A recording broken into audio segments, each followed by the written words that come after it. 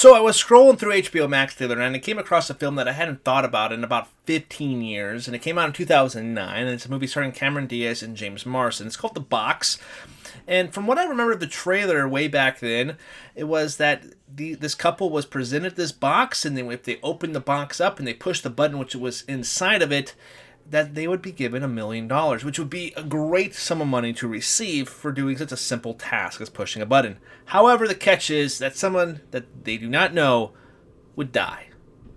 So there's that, should we do it, should we not, the guilty conscience type of thing, and the morally right thing to do. I've got to say that this was a movie that I do remember seeing the trailer for, but I never actually came around to actually finally watching it. I know that it didn't get the best reviews, reception way back in 2009, but because I came across it on HBO Max, and I do know that we're doing our Pinots for the 2009 movies in a couple months, I figured might as well just watch this one and see if was even worth it, and kind of share my thoughts with you guys. So, if you guys have seen The Box, let me know in the comment section down below what you guys thought about it, and let's have a good conversation down there. For me, The Box, it does star Cameron Diaz, James Marsden, and the evil mystery man himself, Pinot-nominated Frank Langella, as this guy who presents this box and this choice to this couple. Now, first off, and this is not really going to be spoiling something, but this movie is 15 years old, so if you were interested in it, if you're interested in not being spoiled, maybe look away for a little bit. Fast forward a little bit. So right off the jump here, as we pushed play on the movie on HBO, there was three things that immediately drew my attention. I was like, what the heck? I would never have guessed that these three things would have happened in this movie. All in the first 20 minutes of the film. It takes place in 1970 for some reason. Would not have guessed that.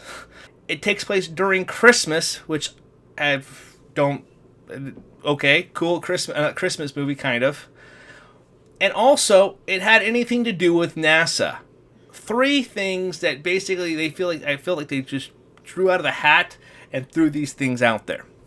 Okay, we can get past those three little minor things, and we can dive into this movie now. First off, the premise of this choice, if you push this button and you get a lump sum of money, but someone in the world would have to lose their life. There's a morality clause here.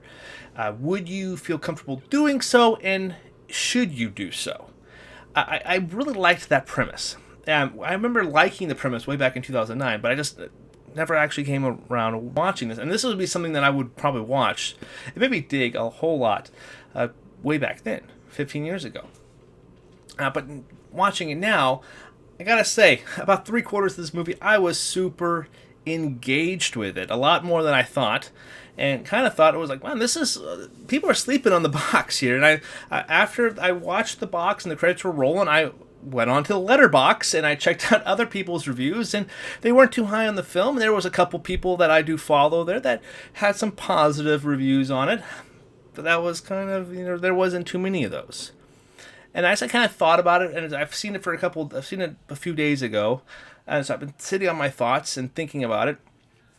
I gotta say, there was some really good things to really like about it, but some things at the back half of the movie that I did not care for whatsoever. So let's dive into my positives here. First off, I'm not the biggest fan of Cameron Diaz. I do like some of her early 90s comedies, but when, the later 2000s, I kind of fallen off a lot of her stick.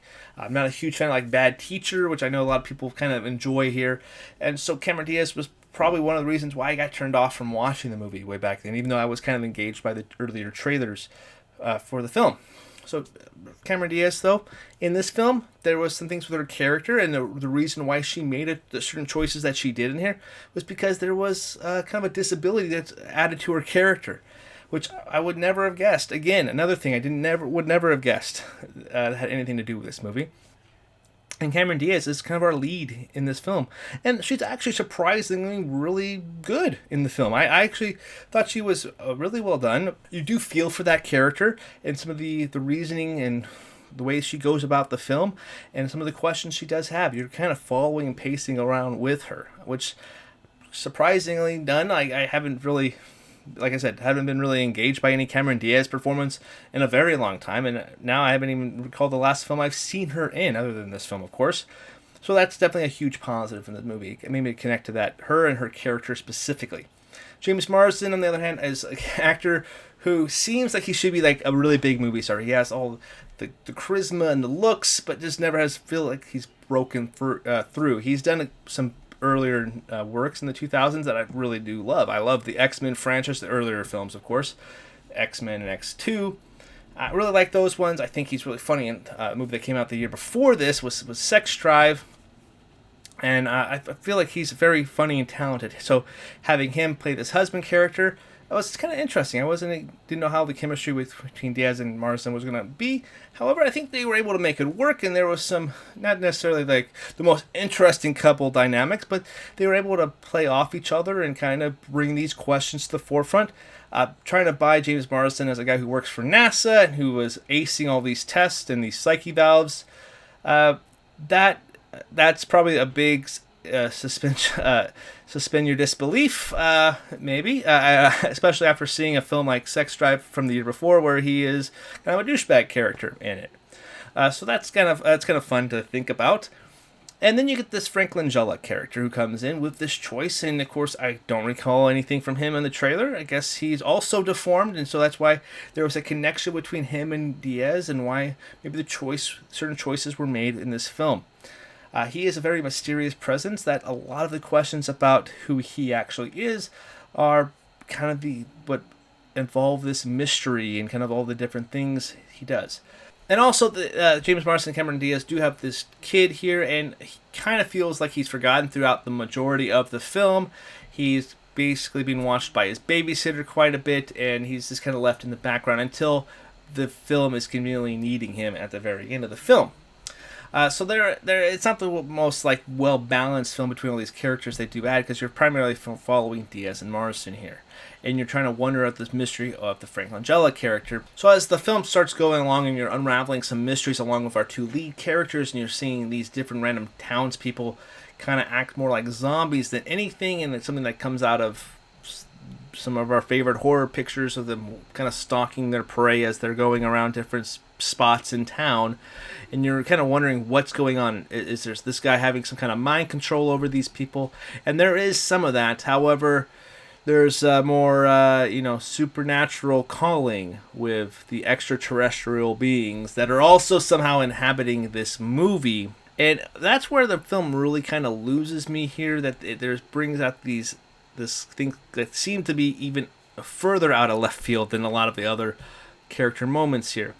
It's a fascinating study where like you're really on board for a lot of it, and it feels really kind of grounded and kind of interesting. Like maybe somebody's like picking people off and presenting this choice, but the whole point of the movie is that you don't make the wrong choice, which is pushing the button. You just let it go until somebody actually will do the pushing the button. And so when that's finally kind of like revealed, it's kind of turned again where it's actually presented like, okay, so actually, we do have this lesson, like it's bad, do not push the button, do not accept that $1 million can kill somebody else off, because those choices are going to be back on you, because the choice is actually a backfire on yourself for doing so. We're going to punish you for actually pushing the button, and whenever push the button, it's going to be punished the most, or at least presented with that another option. The partner is going to be presented with another choice. So there's like choices on top of choices, so it kind of feels like the movie kind of starts slowly caving in on itself and all the wrong ways. Still kind of a super entertaining mess, especially that third act there. Again, I really enjoyed Diaz and Marsden. It's one movie that I was kind of interested in rewatching. It's not something I absolutely hated. I actually kind of enjoyed the ride that I was going on, and I'm kind of at like a 2.5 stars, surprisingly still, even with that third act being something like, what's going on here? And maybe I need to do another rewatch, and who knows if I actually will do that. But it's not something I absolutely hated. Again, it is streaming on HBO Max, and it's a film that pleasantly surprised me. I was not expecting to kind of be on board with it, even though it brings up kind of a ton of questions here. And again, the setting around Christmas time, that kind of plays into it, but it's a Christmas time movie that has a scene with like a wedding shower in there. And it's in the 1970s. Cameron Diaz has another weird accent, probably weirder than she did in Gangs of New York, which there probably wasn't an even accent in that movie. And then James Marsden is a scientist. A lot of things you have to suspend your disbelief in, but if you do so, you may have some fun time. It's kind of a good popcorn flick. Just kind of turn your brain off and enjoy the ride that we're going on. So again, I'm personally giving this a 2.5 stars, but what do you guys think about this film? This is The Box, and it is on HBO Max. Let me know in the comments section down below if you guys have seen this movie, heard of this movie, and what do you guys think about it? If you guys liked the video, hit that subscribe button. Enjoy the conversation on all things movies in the comment section down below. Until next time, my name's Adam, and I'll see you later.